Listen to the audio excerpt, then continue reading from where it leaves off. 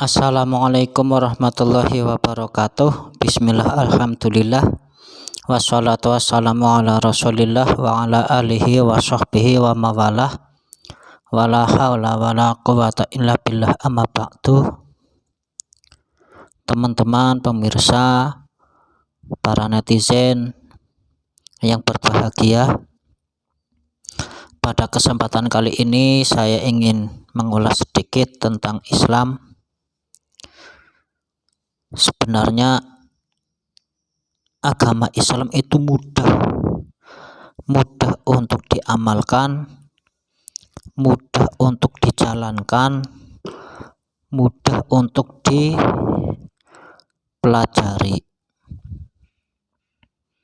Apabila Anda merasa sulit untuk memahami Islam,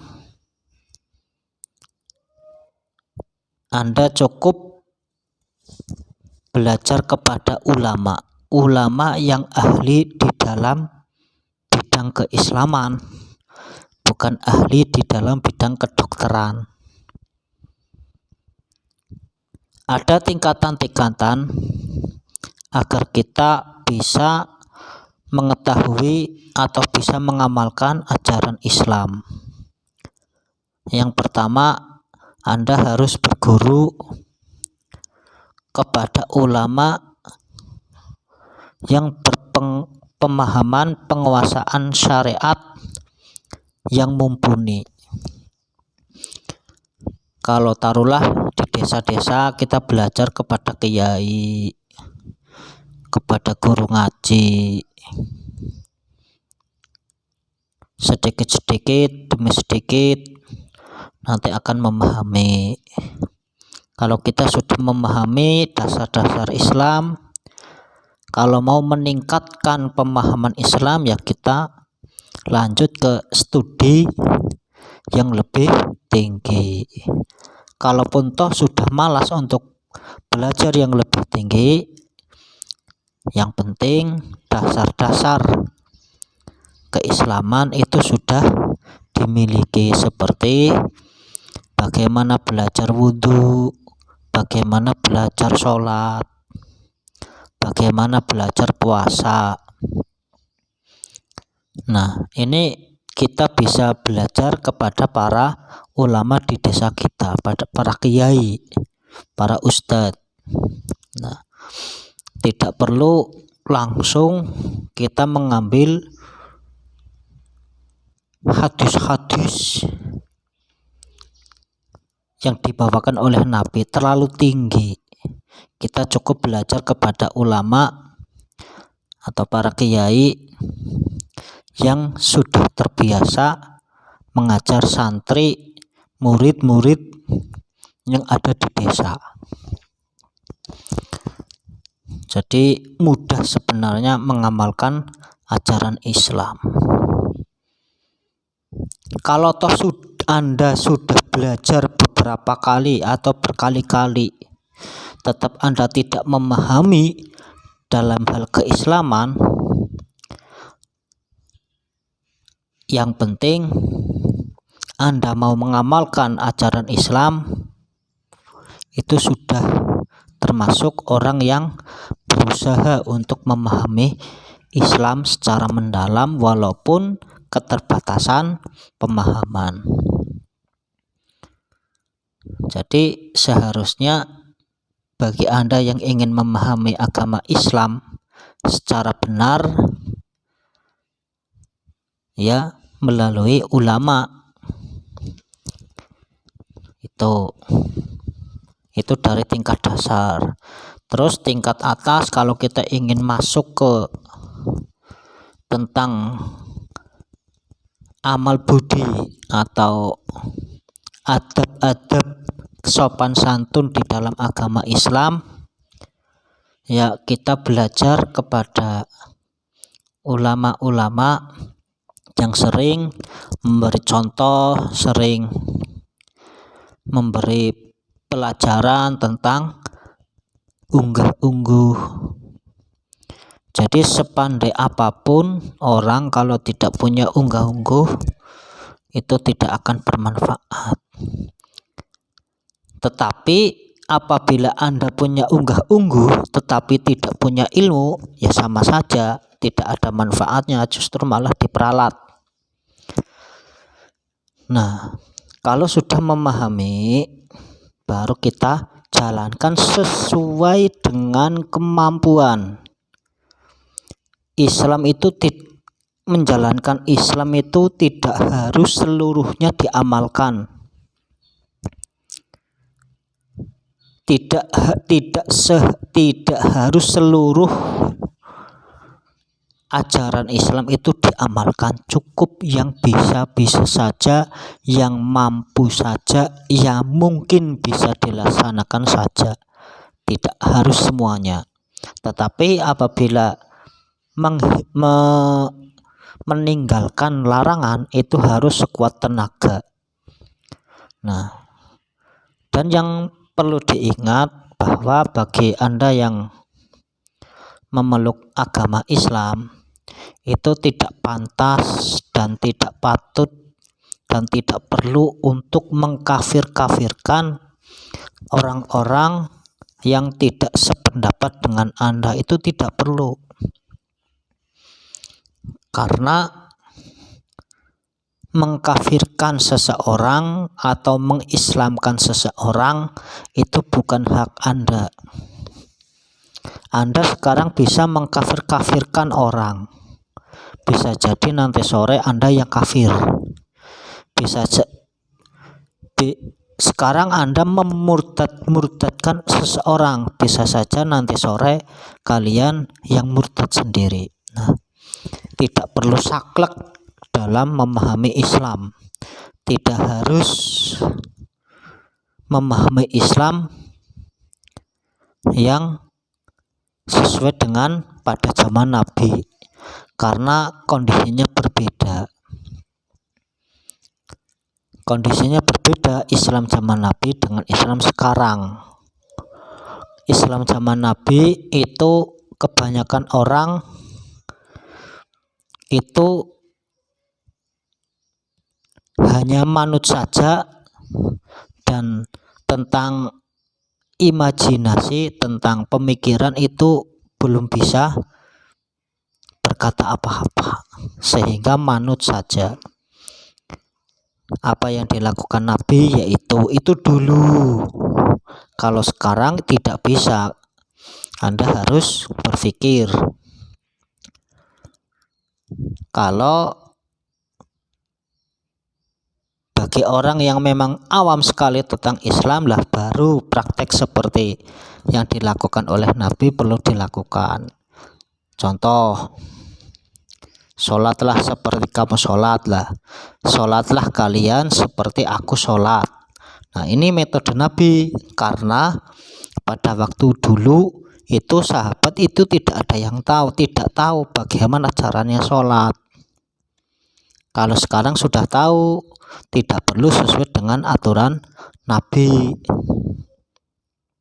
Apakah Anda tahu ketika Nabi sholat zuhur baca Fatihah apa tidak? Apakah Anda tahu bahwa ternyata di dalam sholat harus niat? Apakah Anda tahu bahwa basmalah itu bagian dari surat Fatihah, sehingga ketika sholat harus dibaca, atau bagaimana? Makanya Islam itu sangat mudah untuk dipahami apabila Anda belajar kepada orang yang memahami Islam. Islam ya itu dalam hal ilmu syariat, ilmu fikih, ilmu amaliyah, ubudiyah, itu kan diijtihadi secara pembukuan, secara historis oleh 4 orang, Imam Syafi'i, Imam Hanafi, Imam Maliki, dan Imam Hambali. Kenapa kok harus bermadzhab? Ya karena itu tadi, dalilnya mana? Kita harus bermadhab fas'alu ahla dzikri in kuntum la ta'lamun. Tanyalah pada orang-orang yang ahli, bukan ahli zikir ini ya, ahli mengetahui tentang ilmu apabila kalian tidak tahu. Nah, ahla zikri ini bagi, bukan maksudnya bukan ahli zikir, ahli wirid, enggak, ahli la ilaha illallah, enggak. Tetapi maksudnya ahli zikir ini para ulama menafsiri bahwa ahli ilmu, ahli zikir itu sebenarnya ahli ilmu yang mengetahui tentang hukum Islam. Jadi tidak usah merasa sulit untuk mengamalkan ajaran Islam, dan juga tidak perlu kaku, karena sebenarnya praktek-praktek dalam Islam itu sendiri itu sebenarnya tidak kaku-kaku amat. Contoh ya,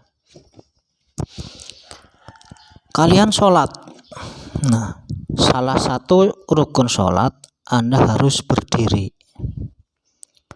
tetapi karena Anda tidak mampu berdiri, ya boleh dengan duduk, fleksibel. Boleh dengan duduk. Selagi pola pikir Anda itu masih sehat, waras, Anda harus sholat. Tetapi tentang praktiknya sesuai dengan kemampuan Anda. Ketika Anda mampunya sholat dengan duduk, ya jangan berdiri. Ya gitu. Kalau masih mampu berdiri ya silahkan. Kalau sudah repot untuk berdiri, gampang aneh. Ketika Anda sholat berdiri ruku terus puyeng, khawatir jatuh, lah sholat dengan duduk. Kalau sudah tidak bisa duduk ya dengan tidur berbaring. Kalau sudah tidur berbaring itu sudah tidak bisa, tidur terlentang. Kalau tidak bisa, pakai isyarat. Tidak mudah, tidak sulit sebenarnya memahami Islam. Tetapi kenapa sulit? Ya karena Islam yang sulit ya, itu karena ya cara pandang pemahamannya yang tidak bisa diterima sesuai khalayak umum. Anda Islam harus melakukan ini enggak. Ketika Anda menjalankan perintah, selagi Anda mampu laksanakan, kalau tidak mampu ya melaksanakan sebagian, tidak semuanya. Tetapi kalau meninggalkan larangan harus totalitas, harus ditinggalkan. Tetapi kalau menjalankan perintah itu tidak harus menjalankan seluruh syariat Islam. Ya tidak, ya kalau tidak bisa seluruhnya sebagian, asal bisa menjalankan. Ini yang sulit kan bagi mereka kita yang terlalu kaku dalam memahami Islam. Semisal seperti ini, Anda kalau sholat tidak khusyuk, sholatnya tidak diterima. Nah, ini benar apa tidak? Ya benar. Tetapi bagi kalangan kita, apa ya bisa khusyuk? Nah terus kalau tidak bisa khusyuk, sholatnya tidak bisa terima, buat apa kita sholat? Nah, larinya ke situ, akhirnya malas untuk sholat. Nah ini pemahaman yang kaku. Atau kamu Islam, kalau nggak mau sholat, malas-malasan harus dibunuh. Lah ya Melayu mas, wong Islamnya Melayu tadi murtad. Nah sing bertanggung jawab jenengan. Kalau sampai mengamalkan Islam, mengajarkan Islam seperti itu, kok sampai orang tersebut murtad, jenengan yang harus bertanggung jawab. Karena pada zaman dulu ketika Nabi mengingatkan Mu'adz bin Jabal, ya, ketika waktu itu Mu'adz bin Jabal itu melaksanakan sholat berjamaah dan beliau menjadi imam. Yang dibaca surat Al-Baqarah, ya, akhirnya jamaahnya itu pada mufarokoh pergi sendiri-sendiri. Akhirnya wadul sama Kanjeng Nabi.